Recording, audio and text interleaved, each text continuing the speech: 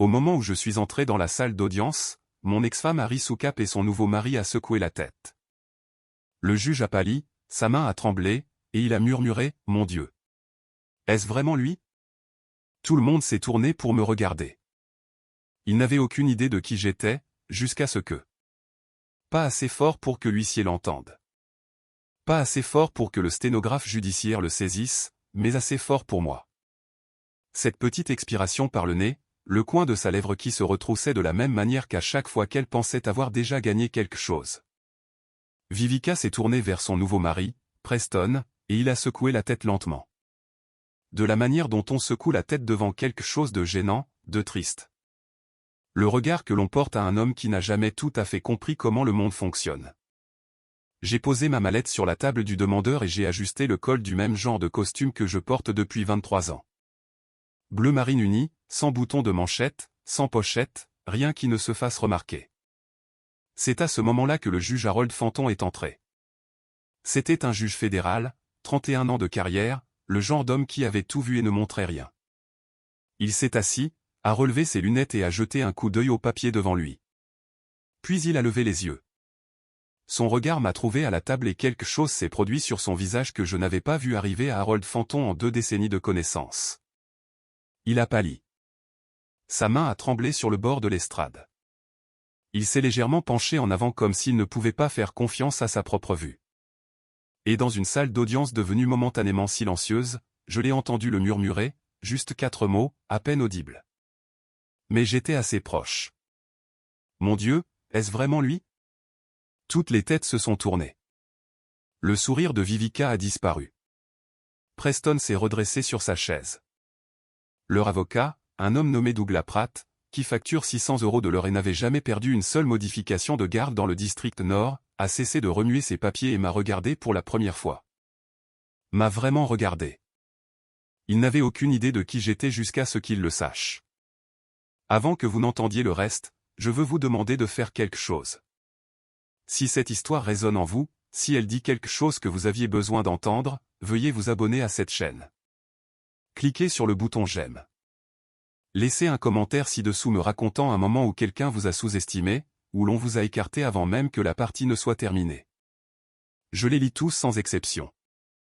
Et maintenant, laissez-moi vous ramener au début. Je m'appelle Edmund Callaway. J'ai 49 ans. Je travaille dans un immeuble sur Massachusetts Avenue à Washington, district de Columbia, dans un bureau sans réceptionniste, sans logo sur verre des polices sur la porte, et sans plaque nominative sur le mur extérieur. Juste une simple porte en bois et un numéro en laiton. 14. Si vous savez, vous savez. Si vous ne savez pas, vous n'êtes pas censé être là. Pendant les 21 années précédant ce bureau, j'étais avocat commis d'office dans le circuit du district de Columbia. Pas la version romantique d'Hollywood de l'avocat commis d'office avec la veste froissée et les plaidoiries passionnées. La vraie version. 92 dossiers à la fois. Des clients qui ne se souvenaient pas de votre nom. Des juges qui avaient déjà pris leur décision. Un salaire qui ne couvrait pas mes prêts étudiants. Je faisais ce travail parce que j'y croyais. Je croyais que la Constitution signifiait quelque chose. Que le 6e amendement n'était pas que des mots sur du papier. Et qu'un homme sans argent méritait la même qualité de représentation légale qu'un homme qui en avait. Je le crois toujours. Je le croirai toujours. J'ai rencontré Vivica quand nous avions tous les deux 26 ans. Elle travaillait comme coordinatrice d'événements dans une entreprise à Bethesda et j'étais la seule personne à une réception du barreau qui ne possédait pas une montre valant plus que sa voiture. Elle trouvait ça drôle à l'époque. Elle aimait que je sois différent. Elle disait que je ne courais pas après ça comme tous les autres hommes qu'elle connaissait. Que je me souciais de quelque chose de réel. Nous nous sommes mariés dans une petite salle à Alexandria. 37 invités. Pas d'orchestre, juste une playlist que nous avions construite ensemble pendant 3 soirées à débattre si Springsteen avait sa place entre le dîner et la danse. Il y avait sa place. Elle l'a concédé. Notre fille Nora est née 14 mois plus tard. Pendant 11 ans, j'ai cru que nous construisions quelque chose ensemble. Pas un monument, pas une vitrine, juste une vie. Une vraie.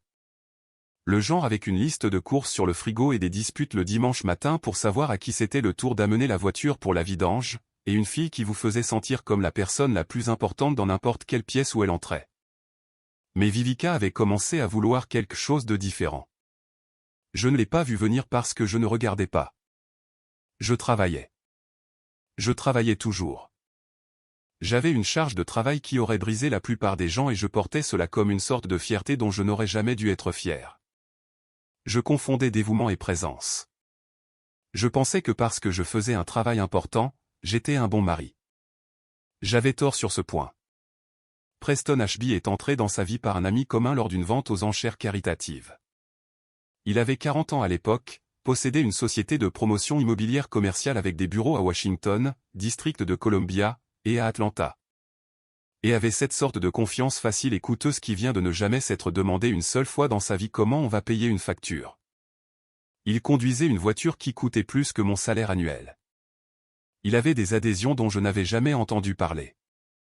Il emmenait Vivica dans des endroits où je remettais à plus tard de l'emmener depuis 11 ans parce qu'il y avait toujours un dossier, toujours un client qui avait besoin de quelque chose. Je l'ai découvert un jeudi soir de février. Nora était à une soirée pyjama. Je suis rentré dans une maison qui sentait l'eau de Cologne d'un autre. Elle n'a même pas nié. Elle s'est assise en face de moi à la table de la cuisine et m'a dit qu'elle n'avait pas été heureuse depuis des années, qu'elle avait besoin de plus, qu'elle n'était pas la personne qu'elle était quand nous nous sommes mariés, et moi non plus. Elle l'a dit gentiment. Cela a empiré les choses. Quand quelqu'un détruit votre vie gentiment, il n'y a rien contre quoi se rebeller. Il n'y a que les dégâts. Le divorce a été finalisé 9 mois plus tard. Je suis sorti de ce palais de justice avec mes vêtements, mes livres, ma fille un week-end sur 2, et un arrangement qui me laissait à louer un appartement d'une chambre à Anacostia. Vivica a eu la maison de Capitol Hill, les comptes joints, et une pension alimentaire que mon salaire couvrait à peine. Son avocat était brillant. Le mien était surchargé de travail. Preston a emménagé dans les 3 mois suivant la signature des papiers. 6 mois plus tard, ils étaient fiancés. Nora m'a appelé un dimanche matin, sa voix prudente et basse comme le deviennent les voix des enfants quand ils portent quelque chose de trop lourd pour eux. Papa. Preston a demandé maman en mariage hier soir. J'étais assis dans mon appartement, tenant le téléphone, écoutant la respiration de ma fille, et je lui ai dit que c'était bien, que j'étais heureux si sa mère était heureuse, que je l'aimais et que je la verrais vendredi. J'ai dit toutes les bonnes choses. Et puis je suis resté là, dans le silence de cet appartement, à regarder le mur. Et j'ai pris une décision, pas une décision de vengeance, pas une décision de rage, juste une décision froide, claire, logique. J'en avais fini de défendre l'avenir des autres pendant que le mien était à l'arrêt. J'avais passé 21 ans dans les salles d'audience et je savais quelque chose sur la loi que la plupart des gens n'apprennent que trop tard. La loi n'est pas un système d'équité. C'est un système de précision. Les gens qui gagnent ne sont pas toujours les gens qui ont raison. Ce sont les gens qui comprennent exactement où la structure se plie, où le langage laisse de la place, où les précédents créent des portes que personne n'a encore pensé à ouvrir. J'avais franchi les portes des autres toute ma carrière. Je n'en avais jamais construit une pour moi. J'ai commencé à écrire le soir, après que Nora soit rentrée à la maison, le samedi matin avant que le soleil ne se lève. J'avais été discrètement obsédé pendant des années par un domaine étroit et difficile du droit constitutionnel concernant les protections du 4e amendement et la surveillance numérique. Un domaine qui explosait de litiges alors que la technologie avait dépassé les cadres juridiques censés la régir. J'avais plaidé ces affaires au bureau de l'aide judiciaire gratuitement au nom de clients qui ne pouvaient pas me payer. J'avais gagné 7 des 9 affaires que j'avais portées en appel. 2 de ces décisions avaient été citées dans des opinions d'autres circuits. Personne ne savait qui j'étais. C'était bien comme ça. Je ne le faisais pas pour être connu. Je le faisais parce que j'y croyais. J'ai publié un article de revue de droit dans le Georgetown Law Journal au printemps de l'année de mon divorce. 6 mois plus tard, j'ai reçu un appel d'un professeur de Yale Law me demandant si je viendrais parler à un séminaire. J'ai failli ne pas y aller parce que c'était un week-end où Nora était censée être avec moi, mais elle a demandé à rester avec son ami d'école à la place. Et j'ai conduit jusqu'à New Haven dans ma Honda Civic 2009 et j'ai donné une conférence de 2 heures à 14 étudiants et 3 membres du corps professoral. L'un de ces membres du corps professoral était une femme nommée professeure Diana Reyes, l'une des constitutionnalistes les plus citées du pays. Après la conférence, elle m'a pris à part et m'a dit que j'étais assis sur quelque chose de sismique et que je devais arrêter de le cacher dans un salaire d'avocat commis d'office et écrire un livre. Je lui ai dit que je ne pouvais pas me permettre d'arrêter de travailler. Elle m'a dit qu'elle m'aiderait à trouver un moyen. Le livre a pris 2 ans et demi. Je l'ai écrit le matin, le soir, et à chaque heure volée que je pouvais trouver. Il s'appelait La ligne invisible, surveillance numérique et la Constitution mourante. Et quand il a été publié par une presse universitaire l'année où Nora a eu 13 ans, il a atterri dans des endroits que je n'aurais jamais prévus. Il a été critiqué dans 3 grandes revues de droit, cité dans un mémoire d'amicus curiae devant la Cour suprême avant même que l'encre ne soit sèche, et en 6 mois, il était enseigné dans les facultés de droit de 9 États. Je ne suis jamais apparu à la télévision. Je n'ai jamais engagé d'attaché de presse. Je n'ai jamais changé de costume. Ce que j'ai fait, c'est commencer à prendre des affaires privées, sur recommandation uniquement, des affaires où les questions constitutionnelles étaient vraiment difficiles, où les enjeux étaient énormes. Et où la loi était suffisamment incertaine pour que le résultat puisse façonner les choses pour une génération. J'ai refusé le travail pour les entreprises parce que cela m'ennuyait. J'ai refusé le travail pour les célébrités parce que cela me gênait. J'ai pris les affaires où je pensais que la Constitution risquait réellement de perdre quelque chose qu'elle ne pourrait pas récupérer. J'ai gagné 11 des 12 premières. La 12e, je l'ai perdue en première instance, j'ai fait appel et j'ai gagné en appel 2 ans plus tard dans une décision qui a fait la une du Washington Post, en haut de page. Au moment où Nora avait 16 ans, j'avais plaidé 3 affaires devant la Cour suprême des États-Unis. J'en avais gagné 2. La 3e a produit une dissidence de la juge Alena Graf que les juristes débattaient encore dans les salles de classe lorsque l'histoire que je vous raconte aujourd'hui a eu lieu. Je n'étais pas célèbre. Je veux être clair à ce sujet. Mon nom n'était pas reconnaissable par les gens ordinaires. Je n'étais pas aux informations. Mais dans le monde des tribunaux fédéraux, dans les bureaux des juges de cour d'appel, dans les chambres des magistrats fédéraux d'appel, dans chaque faculté de droit de ce pays où des gens sérieux débattaient de la direction que prenait la Constitution. Mon nom portait un poids que j'avais gagné au cours de 23 ans de travail invisible. Je conduisais toujours la Honda Civic 2009. Je portais toujours le costume bleu marine uni, et je payais toujours ma pension alimentaire chaque mois. Chaque mois. Chaque mois sans un seul retard de paiement pendant 12 ans. La demande de modification de la garde est arrivée un mardi. Nora avait 20 ans, ce qui signifiait qu'elle n'était plus soumise à une ordonnance de garde. Elle faisait ses propres choix. Elle choisissait de passer la plupart de son temps avec moi. Ce n'était pas quelque chose que Vivica et Preston avaient anticipé. Nora avait postulé à Georgetown Law. Elle avait été admise. Elle allait commencer à l'automne. Elle avait également pris la décision, entièrement seule, de vouloir vivre avec moi pendant ses études de droit, ce qui signifiait qu'elle ne vivrait pas dans la maison de Capitol Hill. Ce qui signifiait qu'elle ne serait pas près de sa mère et de Preston de la manière à laquelle il s'était habitué. Ce n'est pas ce qui nous a amenés au tribunal. Ce qui nous a amenés au tribunal, c'est l'argent. 1 an auparavant, mon père était décédé. Mon père, Daniel Callaway, avait vécu frugalement toute sa vie avec un salaire de postier à Baltimore. Il n'avait jamais rien possédé de tape à accent grave-l'œil. Il avait conduit une voiture d'occasion et porté ses chaussures jusqu'à ce qu'elles aient des trous, et passé ses vendredis soirs à son église. À sa mort, j'ai découvert qu'il avait discrètement et patiemment investi ses économies pendant 40 ans dans des fonds indiciels et des obligations d'État, ne touchant jamais au principal, le laissant s'accumuler. Il m'a laissé une succession d'une valeur d'un peu plus de 3,2 millions d'euros. J'étais aussi surpris que n'importe qui. Le testament comprenait également un legs direct à Nora de 400 000 euros laissé en fiducie jusqu'à son 21e anniversaire, avec moi comme fiduciaire.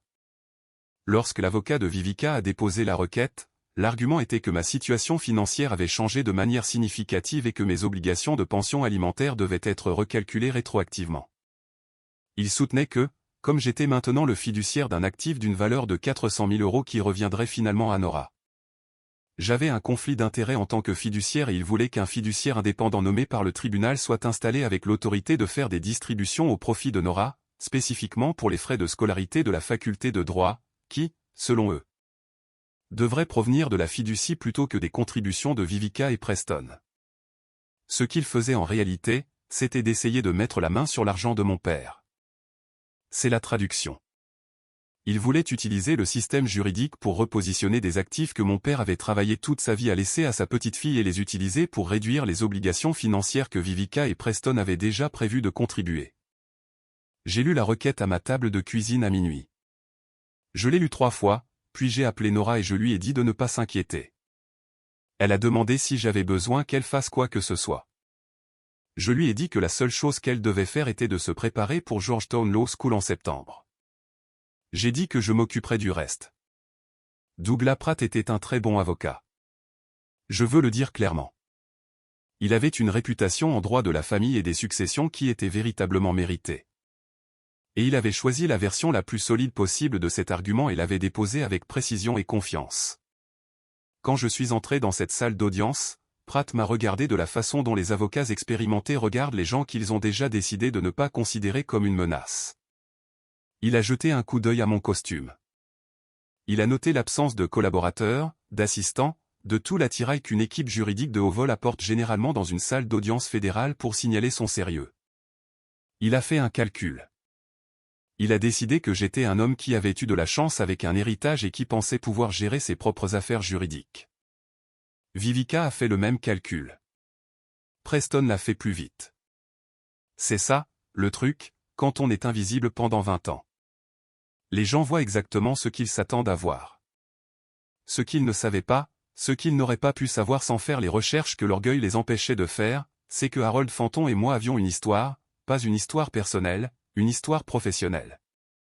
J'avais plaidé devant lui 2 fois, y compris l'affaire de surveillance qui était devenue une sorte de décision historique, et j'avais assisté à un petit dîner de travail 18 mois auparavant, où il avait dit à une salle de 12 personnes que le mémoire de la ligne invisible que j'avais déposé dans une affaire du 4e circuit était le raisonnement constitutionnel le plus élégamment construit qu'il ait rencontré en 30 ans sur le banc fédéral. Harold Fenton n'était pas un homme qui disait de telles choses à la légère. Il n'était pas non plus un homme qui oubliait un visage. Quand il est entré et m'a vu assis à cette table dans ce costume marine sans collaborateur et sans attirail, il a immédiatement compris ce qui allait se passer. Il a compris que Douglas Pratt, qui était très bon, était sur le point d'être surclassé d'une manière que Pratt ne reconnaîtrait que trop tard. Et le poids de cette compréhension est ce qui a mis le tremblement dans sa main et a fait pâlir son visage, et le murmure sur ses lèvres qui a fait tourner toutes les têtes dans cette salle d'audience. Je ne vais pas vous détailler chaque moment de cette audience car les tribunaux sont lents et la loi est technique et la plupart de ce qui se passe dans une audience fédérale n'est pas dramatique. C'est prudent. C'est méthodique. C'est la construction et le démantèlement d'arguments, pièce par pièce, avec précision. Mais je vais vous raconter le moment où tout a basculé. Pratt présentait sa requête depuis 40 minutes. Il était bon. Il avait de la jurisprudence. Il avait des précédents. Il avait 3 pièces à conviction. Et il avait un argument très propre sur le conflit d'intérêts du fiduciaire qui n'était pas frivole. Quand ce fut mon tour, je me suis levé. Pas de notes. Je n'avais pas apporté de notes parce que je n'en avais pas besoin. J'avais construit cet argument dans ma tête depuis la nuit où j'avais lu la requête. Et je le connaissais comme je connais mon propre appartement. Chaque coin et chaque mur, chaque endroit où le plancher grince. J'ai commencé par concéder les points que je ne pouvais pas gagner. C'est une technique que la plupart des avocats craignent car elle semble être une faiblesse. Ce n'est pas une faiblesse. C'est l'élimination du terrain contesté pour que le terrain que vous choisissez de tenir soit le seul qui compte. J'ai dit, Votre Honneur, le Conseil a raison de dire qu'un conflit d'intérêts dans une relation de fiducie est une base légitime pour une intervention du tribunal. Je ne conteste pas le cadre juridique qu'il a cité.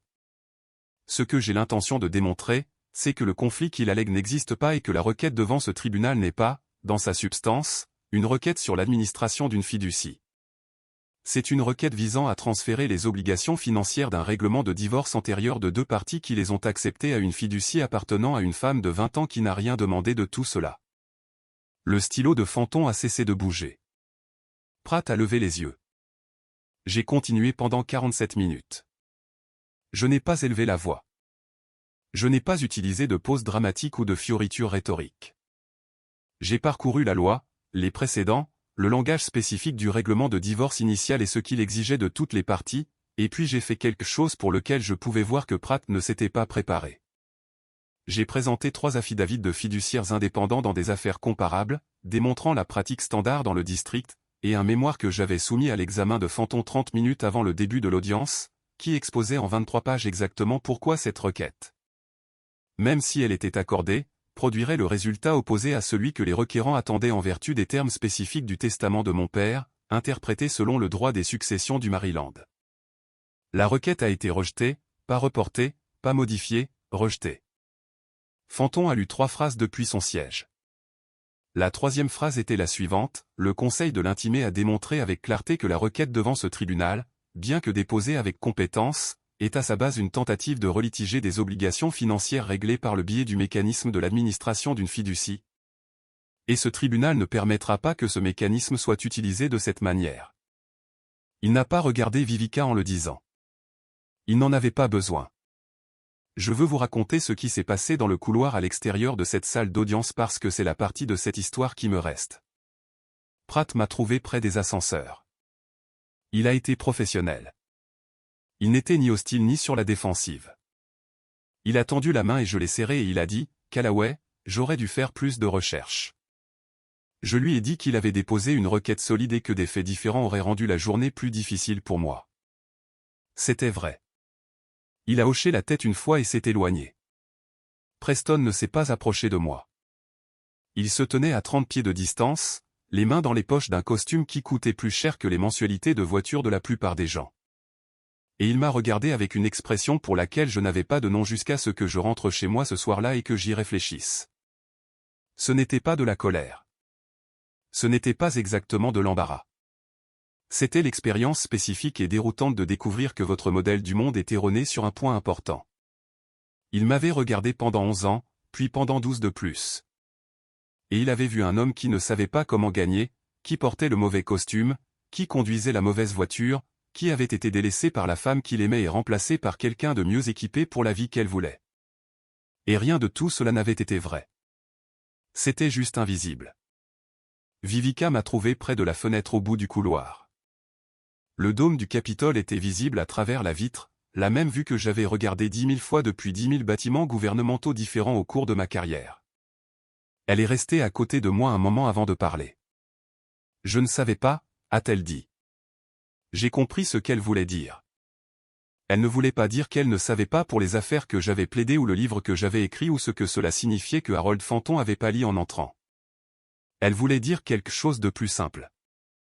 Elle voulait dire qu'elle n'avait pas compris avec qui elle avait été mariée. Elle ne l'avait pas reconnu, et au moment où il aurait pu y avoir une occasion de le reconnaître, elle avait déjà fait ses choix. Je l'ai regardée. 12 ans depuis la table de la cuisine à Capitol Hill, 12 ans depuis l'aveu simple avec la voix douce.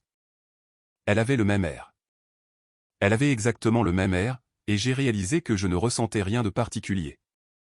Pas de triomphe, pas d'amertume, pas le soulagement chaleureux que j'aurais pu imaginer dans ces premiers mois après le divorce, quand je mangeais des plats surgelés seul à Anacostia et me demandais ce que j'allais faire du reste de ma vie. Juste rien. Propre et silencieux. La façon dont une pièce se sent après que vous ayez finalement enlevé les meubles qui n'y ont jamais appartenu. Je lui ai dit que Nora allait être extraordinaire, que Georgetown Law allait la mettre au défi et la façonner et produire quelque chose de remarquable, qu'elle devrait être fière. C'est tout ce que j'ai dit. J'ai ramassé ma mallette, j'ai pris l'ascenseur et j'ai marché jusqu'à ma voiture. Nora a commencé à Georgetown Law en septembre. Je l'ai aidée à emménager dans son appartement à 6 pâtés de maison du campus, à 3 miles de mon bureau sur Massachusetts Avenue. Le premier soir, nous avons commandé de la nourriture thaïlandaise et nous nous sommes assis par terre parce que les meubles n'étaient pas encore arrivés. Et elle m'a demandé quelque chose que je me demandais si elle allait demander. Elle m'a demandé pourquoi je n'en avais jamais parlé à personne, pourquoi je n'avais jamais rien fait avec ce que j'avais construit pour me rendre visible, pour le rendre évident, pour que les gens qui m'avaient radié comprennent ce qu'ils avaient mal compris. J'y ai réfléchi longtemps avant de répondre. Je lui ai dit que je n'avais pas construit ce que j'ai construit pour le montrer à qui que ce soit. Je l'avais construit parce que le travail était important et parce que la Constitution méritait quelqu'un qui la traitait de cette façon. Je lui ai dit que l'invisibilité n'était pas un accident. Je lui ai dit que la force la plus puissante que j'avais découverte en 23 ans de pratique du droit n'était pas l'intelligence, l'argumentation ou le précédent. C'était la patience, la volonté de faire le travail pour le travail lui-même et de laisser les résultats parler quand il serait prêt. Elle est restée silencieuse un moment. Elle a pris un morceau de rouleau de printemps et l'a regardé une seconde, puis m'a regardé. Elle a dit, « Est-ce vraiment vrai ou voulais-tu aussi simplement être le genre de personne que les gens sous-estiment ? Elle va être une très bonne avocate. » Je lui ai dit oui. Les deux choses étaient vraies. Parce qu'il y a une sorte de paix particulière qui vient du fait d'être la personne dans la pièce que personne n'a prise en compte. Il y a une liberté dans le costume bleu marine uni et la voiture de 10 ans, dans la porte sans nom dessus. Personne ne vous demande de jouer un rôle.